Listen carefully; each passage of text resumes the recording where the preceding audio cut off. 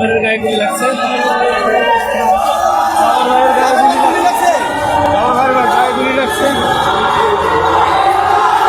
ইনকেলাব মঞ্চের মুখপাত্র আবদুল্লাহ আল জাবের গুলিবিদ্ধ হওয়ার ঘটনাকে কেন্দ্র করে দেশের রাজনৈতিক পরিস্থিতি দ্রুত উত্তপ্ত হয়ে উঠছে। রাজধানী জুড়ে টানা আন্দোলন, পুলিশের সঙ্গে সংঘর্ষ এবং গুলিবর্ষণের অভিযোগ জনমনে গভীর উদ্বেগ তৈরি করেছে।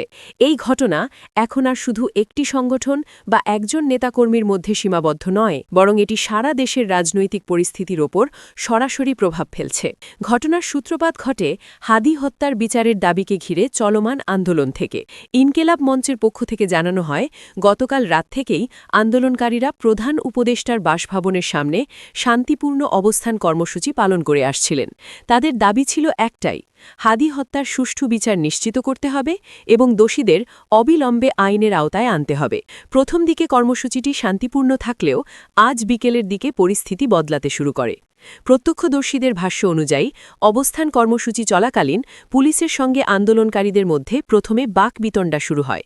এক পর্যায়ে সেই বাকবিতণ্ডা উত্তেজনায় রূপ নেয় এবং অল্প সময়ের মধ্যেই তা সংঘর্ষে গড়ায়। আন্দোলনকারীদের অভিযোগ, পরিস্থিতি নিয়ন্ত্রণের নামে পুলিশ লাঠিচার্জ শুরু করে এবং টিয়ার শেল নিক্ষেপ করে। এর মধ্যেই হঠাৎ করে গুলির শব্দ শোনা যায়।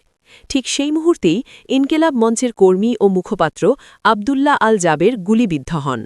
ঘটনাস্থলে উপস্থিত সহকর্মীরা জানান, জাবের মাটিতে লুটিয়ে পড়েন এবং চারদিকে মুহূর্তেই আতঙ্ক ছড়িয়ে পড়ে। গুলিবিদ্ধ হওয়ার পরপরই সহকর্মীরা দ্রুত তাকে নিকটস্থ হাসপাতালে নিয়ে যান। হাসপাতাল সূত্রে জানা গেছে, তাকে নিবিড় পর্যবেক্ষণে রাখা হয়েছে। তবে তার শারীরিক অবস্থার বিষয়ে এখনও পর্যন্ত বিস্তারিত কোনো আনুষ্ঠানিক তথ্য প্রকাশ করা হয়নি। এই অনিশ্চয়তা আন্দোলনকারীদের মধ্যে আরও ক্ষোভ ও উদ্বেগ তৈরি করেছে। ইনকেলাব মঞ্চের ফেসবুক পেজ থেকে দেওয়া এক বিবৃতিতে বলা হয়েছে, আবদুল্লাহ আল জাবেরকে গুলিবিদ্ধ করার ঘটনাটি কোনো বিচ্ছিন্ন বা আকস্মিক ঘটনা নয়। সংগঠনটির দাবি, এটি একটি পরিকল্পিত দমন-পীড়নের অংশ। তাদের বক্তব্য অনুযায়ী আন্দোলন দমন করতেই ইচ্ছাকৃতভাবে অতিরিক্ত শক্তি প্রয়োগ করা হয়েছে। সংগঠনটির নেতারা আরও বলেন, শান্তিপূর্ণ আন্দোলনের ওপর এই ধরনের হামলা গণতান্ত্রিক অধিকারকে সরাসরি হুমকির মুখে ফেলছে। তারা অবিলম্বে একটি নিরপেক্ষ তদন্ত কমিটি গঠন, দোষীদের চিহ্নিত করা এবং দ্রুত বিচারের দাবি জানিয়েছেন। অন্যদিকে আইনশৃঙ্খলা বাহিনীর পক্ষ থেকে এখনও পর্যন্ত বিস্তারিত কোনো আনুষ্ঠানিক বক্তব্য দেওয়া হয়নি। তবে পুলিশের একটি সূত্র জানিয়েছে, পরিস্থিতি নিয়ন্ত্রণের বাইরে চলে যাওয়ায় তারা বাধ্য হয়ে ব্যবস্থা নিতে হয়েছে। গুলিবর্ষণের বিষয়টি তদন্তাধীন বলেও জানানো হয়েছে। এই ঘটনার পর রাজধানীর বিভিন্ন এলাকায় উত্তেজনা ছড়িয়ে পড়ে। ইনকেলাব মঞ্চের নেতাকর্মীরা জাবেরের ওপর হামলার প্রতিবাদে আরও কঠোর কর্মসূচির ইঙ্গিত দিয়েছেন। সামাজিক যোগাযোগ মাধ্যমেও বিষয়টি নিয়ে তীব্র প্রতিক্রিয়া দেখা যাচ্ছে।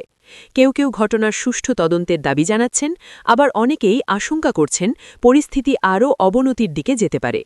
রাজনৈতিক বিশ্লেষকদের মতে, এই ধরনের সহিংস ঘটনা দেশের চলমান রাজনৈতিক অস্থিরতাকে আরও গভীর করতে পারে।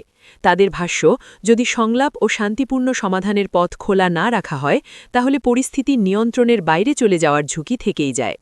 সব মিলিয়ে আবদুল্লাহ আল জাবের গুলিবিদ্ধ হওয়ার ঘটনাটি এখন আর শুধু একটি ব্যক্তিগত হামলার বিষয় নয়, এটি দেশের সামগ্রিক রাজনৈতিক পরিস্থিতিকে প্রভাবিত করার মতো একটি বড় ঘটনা হয়ে দাঁড়িয়েছে।